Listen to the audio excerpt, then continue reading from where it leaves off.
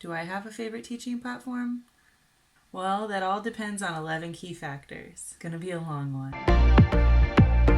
Now that I've spent some time on both Cambly and italki, I'm here to give you a detailed comparison of these two platforms. Keep in mind that the information shared in this video is based on my own personal experience. I'm an independent contractor teacher with both of these companies, but these are my honest opinions. I'm not being paid for this video, or for any of the other videos on this channel for that matter. So I have 11 factors on my list. If you're interested in a particular point of comparison, use the chapters function to jump around because this is going to take a while. Number 1, languages taught. Cambly is an English-focused platform. If a student wants a teacher to help them with a different language, it's totally okay if the tutor is fluent and comfortable with the arrangement. The tutor would need to provide their own materials though.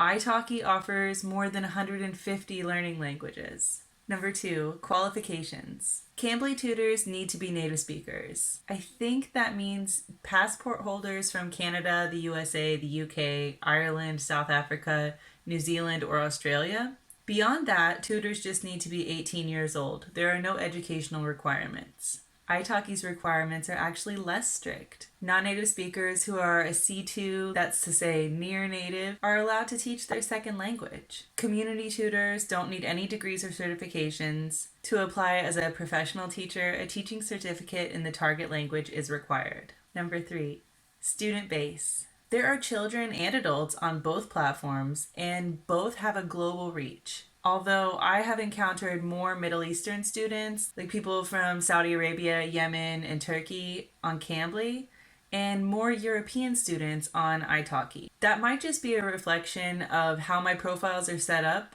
and I don't have any actual figures on the breakdown of student nationality on either platform. Cambly offers 2 separate platforms, Cambly Kids and Cambly Classic. It's important to note that teachers might still encounter children on Cambly Classic.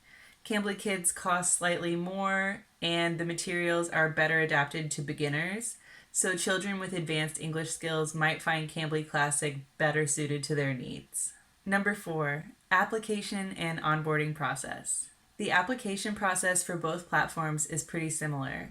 Upload a picture, an intro video, and fill out your profile. For italki, I was pre-approved within about 11 days, and I had to wait 11 more days for my onboarding group video call. The proposed times for the call were kind of inconvenient for my schedule and my time zone, so I had to wake up at 4 a.m., but it was a one-time thing. It wasn't too bad. My italki profile was active the day after the onboarding call, and I got my first message immediately and my first booking request 2 days after my profile went live. If you've seen my other videos about Cambly, you know that the onboarding process at Cambly was a very different ride for me. Cambly was the first platform I applied to when I realized that VIP Kid was not going to continue to be sustainable. I waited more than 3 months to receive the acceptance email for Cambly. I was initially accepted to Cambly Classic in early December 2021, and then Cambly Kids in late January 2022. After you get approved to use the Cambly platform, you don't need to do anything else except watch a few training videos. Number 5, pay rate. italki tutors set their own rates. Trial classes must be priced at more than $1. The minimum class price for community tutors is $5, and it's $10 for professional teachers. italki takes a 15% commission on all regular classes, but a 0% commission on trial classes. Cambly pays 17 cents per minute, that's $10.20 per hour for Cambly Classic, and 20 cents per minute, that's $12 per hour for Cambly Kids. That's USD. Teachers are required to take care of their own taxes on both platforms. Number 6, payment transfer method. Cambly pays weekly by PayPal, and the transfer is processed automatically. italki has a few different payment methods: Payoneer Bank Transfer, Hyperwallet, and PayPal. I think there's an option for express transfer, but normally you can schedule transfers twice a month. There isn't an automatic transfer protocol because some tutors keep their credits on the platform in order to pay for their own classes on their learner profile. So I sometimes miss the deadline and I have to wait until the next transfer period.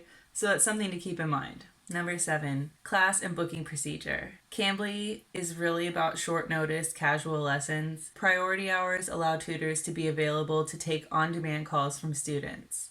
It is also possible to book lessons by advance reservation, and teachers can allow reservations from everyone or from students that the teacher has added to their regulars list. And the teacher can also mark certain slots as being for Cambly Kids or Cambly Classic only.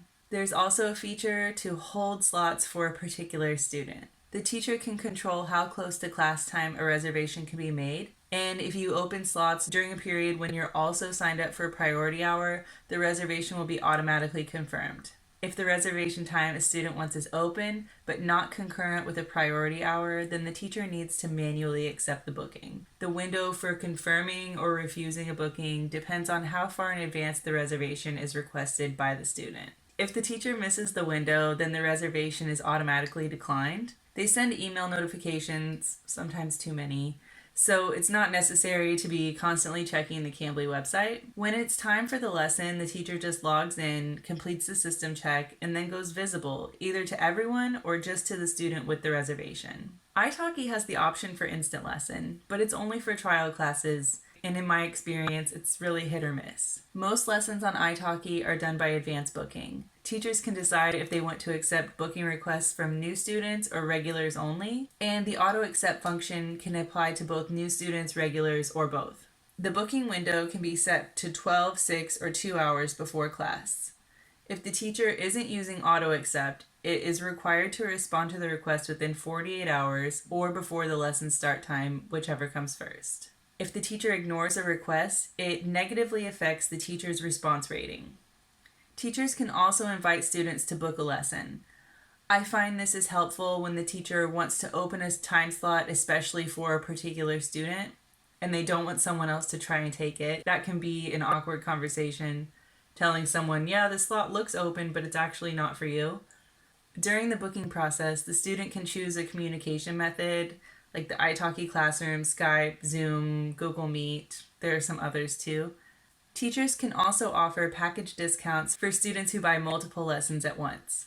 It is good practice to contact your students before the lesson in order to make the appropriate lesson plans, but it's not required. When it's time for class, the teacher should log in to the italki Classroom or set up the call if the student chose a different video chat application. Booking success. I'm a part-time teacher, so I can't give advice about a full-time schedule on either platform. A general trend I have noticed is that I don't get many short notice bookings on italki. I have my reservation window set to 2 hours before the class time, but almost all of my lessons are booked days in advance. I open 10 to 14 hours of availability per week, mostly on Sunday, but my booking goal is 25% of those slots. Lately, I've been averaging about 4 to 5 hours per week on italki, which is perfect. I use Cambly basically just for on-demand teaching through priority hours, although I have opened some slots about 24 hours before class time, and those have gotten snatched up quickly for Cambly Kids lessons. I've never had a reservation with an adult, but I do chat with grown-ups and teens during priority hours. I don't teach super frequently on Cambly, but when I do find time to do it, I have very little wait time between calls on priority hours. Sometimes no wait time at all. Overall, it has been a really great experience so far on both platforms for me. There are many factors that influence bookings. On italki, I think it is related to class price, but on both platforms, it has to do with ratings, the student's preference for the teacher's accent and credentials, and let's be honest, looks probably play a role, so having a great profile picture is essential. My baby is starting preschool this fall. I'm not ready. I will be moving closer to a full-time teaching schedule to get myself through that emotionally, and also just to get back to my life as a full-time teacher. I miss it. I will make an update video about full-time bookings after I get some data. Number 9, prep time and curriculum. Cambly provides curriculum in the classroom, and there is no expectation that teachers will prepare anything in advance or do any kind of follow-up after hanging up the call. I have noticed a few minor mistakes in lessons that I've used on Cambly, but I don't feel personally invested in the quality of those lessons, and I don't think they reflect on me as a teacher, so I'm really not that bothered. I could see how that could be very annoying for some teachers, though. italki doesn't provide any materials at all or any guidance for lesson planning. Teachers have complete freedom to plan detailed curriculum or to not prepare anything. It all depends on the student's preference. I offer structured general English grammar classes with lots of examples, media supports, and activities. I also give semi-structured thematic conversation lessons where I provide topics and some icebreaker style jumping off points for conversation. Then there are my casual conversation lessons, for which I might write just a few sentences to practice specific sounds that I know are difficult for that student, or I prepare a list of questions to keep myself on track and to prevent me from asking the same questions that I have asked in a previous lesson with that same student. If I had to choose a company just based on curriculum, I would go with italki hands down. I really prefer controlling the materials, and I find it kind of soothing to find nice pictures for my slides. I've also found that I learn a lot and improve as a teacher by researching grammar information and conversational topics. The only downside is that it's easy to spend too much time on it, although after you've taught for a while, you will be able to pull from the bank of materials that you've already prepared again and again. For example, I put a lot of time into making a really detailed set of materials for teaching the past tense for just one student. And now I've used those slides for several different students with very little tweaking. So it's about using your time strategically and organizing your material storage well so it's easy to reuse everything. Number 10, cancellation policies. Cambly has pretty flexible cancellation policies for students and teachers. If a student cancels before the reservation starts, there's no penalty and the teacher isn't paid. However, the teacher could sign up for a priority hour or just go visible to try and pick up another call. If the student is more than 10 minutes late or doesn't show at all, the teacher gets paid for the first 10 minutes, even if they are on a priority hour or in another call.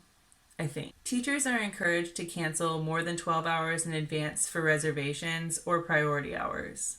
If the teacher needs to cancel closer to class time, it isn't a huge deal, especially if it's only a class or two and it isn't a habit. Cambly lacks a black and white policy on what's acceptable in terms of cancellations and what isn't. If Cambly deems that there have been too many reservations canceled or too many no-shows, then the teacher gets restricted to regulars only for 7 days. If the teacher misses too many priority hours or unschedules them with less than 12 hours notice, they will be restricted to fewer priority hour opportunities for 3 days. italki has stricter cancellation policies. Students can cancel without penalty more than 24 hours before the start time. If the student needs to cancel or reschedule within 24 hours, it's done at the teacher's discretion. This sometimes makes teachers the bad guy and puts us in a difficult position. The teacher can also decide to give a partial or full refund for the missed class. If the student is a no-show, the teacher still needs to wait the full class time. Then if there is a legitimate reason for rescheduling, like an emergency, and the teacher decides to be nice and to reschedule, then they've essentially given the student 2 slots for the price of 1. And potentially that teacher may have lost out on a different student booking and actually showing up in that time slot. If the teacher needs to cancel, they can send a request to the student. If both parties agree, then the change is processed. If there's a conflict, it goes to mediation by italki. I've never had that happen, so I don't really know how that process works. If the teacher cancels or is a no-show, it hurts their attendance rating. Honestly, I think both of these sets of policies could be improved, but they're pretty good, especially compared with what's the norm on some other platforms. Number 11, teacher protection policies. Cambly does quite a bit to keep teachers safe on their platform. Teachers can block students who are being rude, canceling frequently, or pretty much any other reason. If a student does something offensive, the teacher can suggest that the student be banned from the platform and Cambly will review it. The teacher can click the block ban button during the class to immediately end the session in the event of something unexpected happening. The student camera defaults to off for non-paying trial students, just in case it's a person with questionable intentions. italki allows teachers to block students for whatever reason. In the case of harassment or inappropriate behavior, teachers can report students. I assume that students can also report teachers for offensive behavior. I feel very safe on both Cambly and italki because the policies are so clear and I feel like the companies will back me up. This has not been the case on other platforms I've used. Here are 2 bonus criteria that I realized were missing from this video while I was editing. Number 12, off-platform communication with students. Cambly has a strict policy of absolutely no contact with students outside of the Cambly classroom and chat. They monitor communications between students and teachers to make sure that personal contact details are not being shared. Password-protected documents are also not allowed to be shared. You can send documents, they just can't be password restricted. italki is way more flexible in this way. It is against italki policy to arrange payment outside of the platform, but it's totally acceptable to email students, share documents, direct students to private YouTube channels, or communicate using apps like WhatsApp. Basically, italki just wants you to conduct payment on their platform. Communication can be done however you see fit. Number 13. Community features. Cambly has a teacher Facebook group and an Instagram page and maybe some other social media, but there really isn't much in the way of community interface between teachers and students. There is chat with students that you've already connected with, but there aren't many ways to try to attract new students besides just opening priority hours. italki has a pretty well-connected, active platform. There is a community message board of sorts where teachers and students of all different languages can post and interact. They're constantly churning out new initiatives like podcasts, quizzes, flashcards, and various challenges. I'm currently collecting data for a video about whether these extra features actually contribute to increased bookings for teachers. So keep an eye out for that. So Cambly and italki offer different benefits, and I find it really difficult to choose which one is better across the board. I think it all depends on the needs of the teacher. If flexibility is the most important factor, then Cambly comes out on top. But if the teacher wants more control, like control of their pay rate, control of their curriculum, then italki is the clear winner. My personal strategy is to use both platforms. I open my schedule in advance on italki to get whatever bookings I can over there. Then if there are some days that just don't get filled on italki, I will close the slots the day of and pick up some priority hours or maybe open some reservation slots on Cambly. This dual platform approach has helped me to meet my income goals while only working 3 or 4 days per week. I hope this information has been helpful to any teachers who are trying to choose a platform or booking strategy. Thanks so much for watching. Make every class your best class. Bye!